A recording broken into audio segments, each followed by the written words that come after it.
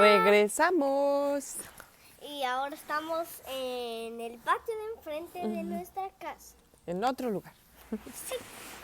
Y no traje peluche porque para presentar... Pero no Porque llegó llegó Pecuetito, el Pecueto hermoso.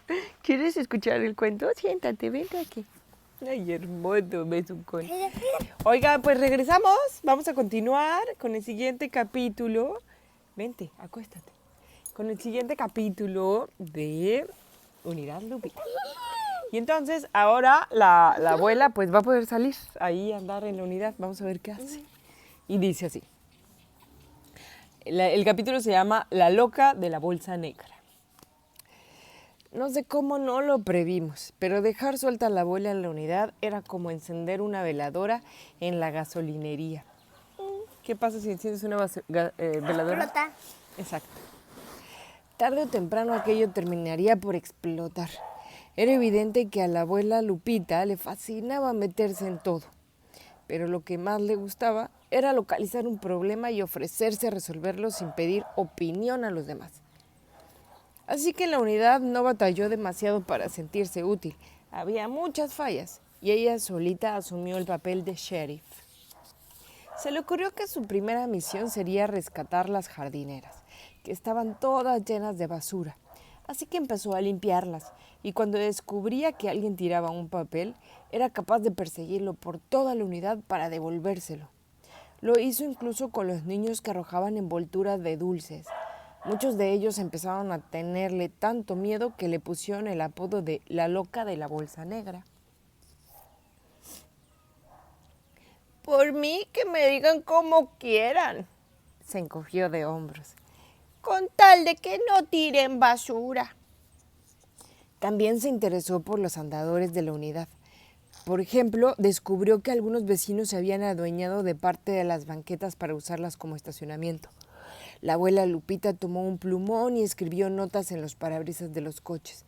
Decían: mal estacionado, no subirse en el andador, no invada zonas prohibidas. El peor enfrentamiento lo tuvo con una señora que estaba quemando papel. Miren, ahí está, encima de los coches pintando, ¿ya vieron? Poniendo los mensajes. Que estaba quemando papel periódico y revistas fuera de su casa. ¿Y a usted qué le importa lo que yo hago?, dijo la vecina sin inmutarse. Son mis cosas y puedo hacer lo que yo quiera con ellas. Pero el aire que contamina es el que respiramos todos. Y diciendo eso, la abuela arrojó una cubeta de agua a la pira, o sea, donde estaba encendiendo. No tardaron en llegar las quejas a la casa. Parecíamos una oficina de reclamaciones. Que si la abuela Lupita había regañado a un niño, que si le dio un bolsazo a un señor, que si amonestó a una señora que lavaba sus ventanas a manguerazos. Claro, es que no se debe hacer eso, porque se desperdicia muchísima agua. Muy bien, la abuela Lupita, muy bien.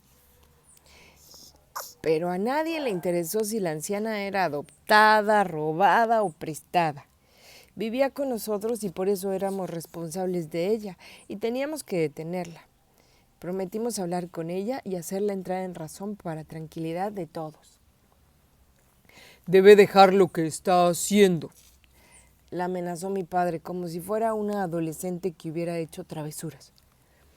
¿No se da cuenta de que los vecinos no quieren que se meta con ellos?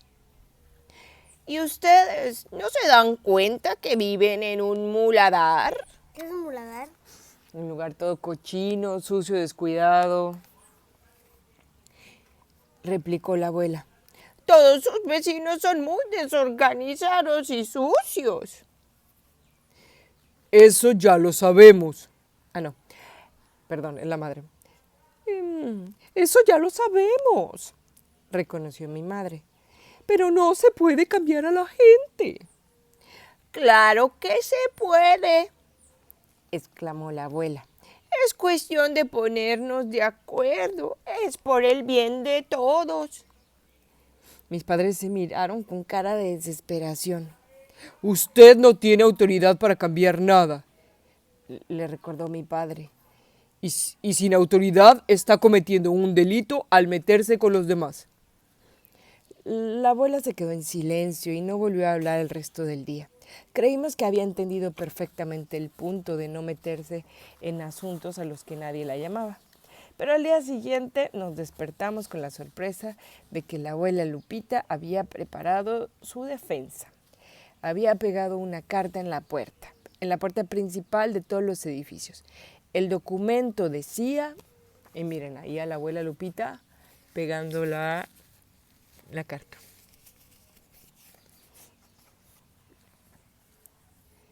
Por medio de la presente se avisa que a partir de ahora la familia Santoyo del edificio H, departamento 102, se hará cargo de la administración de la unidad.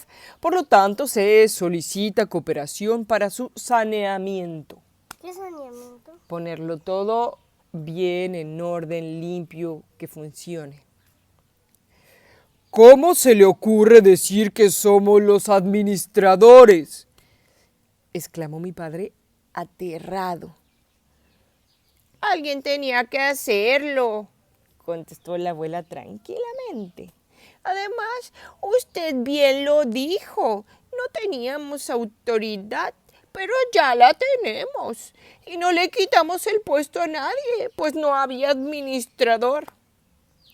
Es que nadie quería enfrentarse con la gente, suspiró mi madre. Solo nos vamos a ganar más problemas, aseguró mi padre. Así fue. Para empezar, circularon los rumores de que estábamos pidiendo dinero porque de seguro queríamos hacer algún fraude. Para detener los chismes, la abuela Lupita volvió a redactar otra carta en la que había una lista de pendientes para la unidad y el costo aproximado de cada uno. Se necesitaban focos, pagar para que limpiaran las coladeras, contratar al basurero para que recogieran todas las bolsas de desperdicios, llamar a la delegación para que se llevaran 2 autos chatarra abandonados, buscar una compañía de control de plagas, impermeabilizar, sembrar pasto, componer las cerraduras de las entradas. La lista continuaba por páginas y páginas, como si se tratara de una carta a los Santos Reyes. A pesar de eso, solo recibimos 2 aportaciones, la del carnicero Don Chava y la de Estelita, la señora de la estética. Y eso, la verdad, no servía ni para los chicles. Pero la abuela Lupita parecía hecha para soportar cualquier tormenta. Encontró la solución y escribió otra carta. Por medio de la presente se les informa a aquellos vecinos que no tengan dinero para poder prestar, que no tengan dinero, que podrán prestar su mano de obra para hacer trabajos en beneficio de la unidad. Eso significa que si no tenían dinero, pues que trabajaran y ayudaran en algo. Pero eso resultó peor, porque nadie ofreció ni siquiera a barrer. Nosotros debemos poner el ejemplo, razonó la abuela Lupita. Hay que empezar por destapar las coladeras. Mi padre, Rodrigo y yo nos miramos con terror. Aquello sonaba repugnante. Había ratas y quién sabe cuántos cultivos de enfermedades infecciosas flotándose en ese caldo sucio. Véanlo por su propio bien, dijo la abuela. Si esto sigue así, todos se van a enfermar. En eso tenía razón. Había justo una coladera bajo la ventana de la sala y teníamos que tener las ventanas cerradas todo el día para que no entrara el tufo a caño, o sea, que olía a coladera. Decidimos que no teníamos nada que perder al intentarlo. Mi hermano aceptó solo porque podría trabajar con camisa de manga corta y presumir su tatuaje temporal. Nos calzamos las botas de hule, cubrebocas, guantes. Como herramientas llevábamos palos de escoba y ganchos de ropa. Más que personas que van a destapar una coladera, parecíamos de esos extraterrestres de las películas chafas, o sea, de las películas malas. Yo creo que los demás se compadecieron al vernos sumergidos en la inmundicia, porque al final don Fermín y el señor Chava se acercaron a ayudarnos. Este último recordó que tenía una pala y una carretilla. Con ellas fue más fácil depositar el lodo y la basura. La coladera quedó destapada y por primera vez en semanas mi madre pudo abrir la ventana de la sala. Así, lentamente, la gente empezó a cooperar. Unos dieron pintura que les sobraba, otros focos para colocar en los pasillos y otros más se ofrecieron a hacer trabajos voluntarios. Pero no fue tan fácil. Había algunas personas que no estaban de acuerdo con los cambios y al parecer cuanto más luz había en los pasillos, menos claro veían. O sea que no les parecía que estaba bien. Disculpen. Entre los rebeldes estaban los frutilupis. Incluso escribieron sobre la pintura nueva de las paredes y arrojaron latas de cerveza en las jardineras, aunque siempre negaban que fueran ellos. Y no teníamos pruebas hasta que la abuela descubrió a uno llamado el Memelas, rompiendo uno de los focos del pasillo. ¡Así te quería agarrar!, le gritó la abuela. Pero al Memelas no se le vieron ganas de sentarse a platicar sobre su mala conducta, así que se fue. La abuela lo siguió y yo a mi vez fui tras la abuela para evitar que se metieran más problemas. Entonces llegamos a la zona prohibida, las canchas, donde los frutilupis eran los verdaderos amos del territorio. Y ahí estaban sentados. Eran como una docena. Fumaban, oían música y bebían cerveza. Aunque siempre me habían parecido una especie de rudos criminales, de cerca me di cuenta que apenas sí eran más grandes que mi hermano. «Vámonos», le dije a la abuela. Me estaban temblando las rodillas y tenía la boca seca de solo estar cerca de ellos. Pero la abuela Lupita no se movió. Al parecer no sentía ningún miedo. Recordé la teoría de mi hermano. Seguramente en su juventud la abuela era beatnik. Se había enfrentado a las peores pandillas de motociclistas.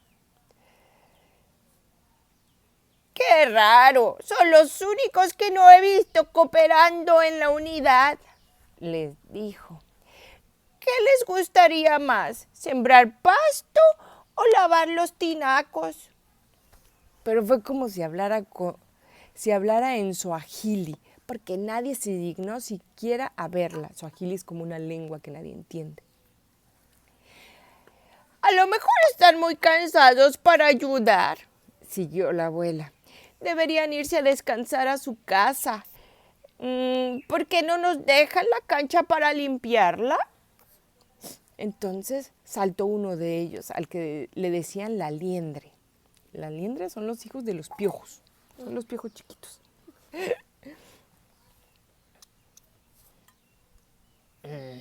Este lugar es nuestro, aseguró. ¿Ah, sí? ¿Y me podrían enseñar sus escrituras?, pidió la abuela. Estas son. La liendre sacó una pequeña navaja. Miren, ahí está la liendre y la abuela.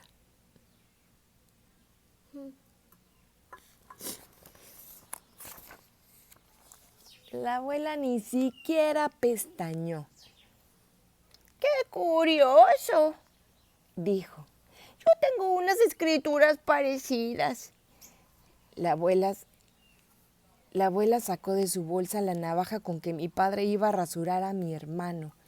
Todos se rieron por la ocurrencia o por la osadía de la anciana, o sea, por la valentía. Miren, muchachos, yo no quiero ningún problema con ustedes, aseguró la abuela. Pero si quieren la cancha, entonces tendrán que ganarla. ¿Cómo que ganarla?, preguntó el Memelas. Sí, vamos a jugarla en un partido de fútbol. El que gane será el dueño de la cancha y nadie se meterá después con el vencedor, se lo prometo. No tenía la menor idea de por qué la abuela había dicho eso, pero luego me di cuenta de que había cambiado el enfrentamiento rudo por otro en términos deportivos. Los frutilupis discutieron un rato entre ellos. Me imaginé que al final aceptarían, pues de todos modos no tenían mucho que hacer. Y así fue. Se tomó la decisión de que el partido se jugaría el siguiente fin de semana. Realmente admiré a la abuela Lupita. Gracias a ella me había podido enfrentar a los frutilupis, pero no había perdido ni una sola gota de sangre. Una verdadera hazaña. No, mami, por Ahora vamos a otro video, pero por fin. ¿Qué tal esta abuela, que se enfrentó a los Porfis, frutilupis? otro. Oigan, ¿qué creen? Pues. Otro. Mañana sábado vamos a acabarlo porque nos queda nada más un capítulo. Mañana acabamos, mi amor, ¿sí? ¿Qué tal? ¿Qué opinan de la abuela? ¿Ustedes creen que está haciendo bien o que está haciendo mal? Está haciendo bien. ¿Está haciendo bien? Sí, yo creo que sí. Está ayudando a que esa unidad esté bien, esté decente, se pueda vivir bien. ¿Y qué tal ese enfrentamiento? ¿Ustedes qué opinan que va a pasar? Pues lo vamos a ver mañana, que aparte acabamos el libro. Los queremos. Adiós.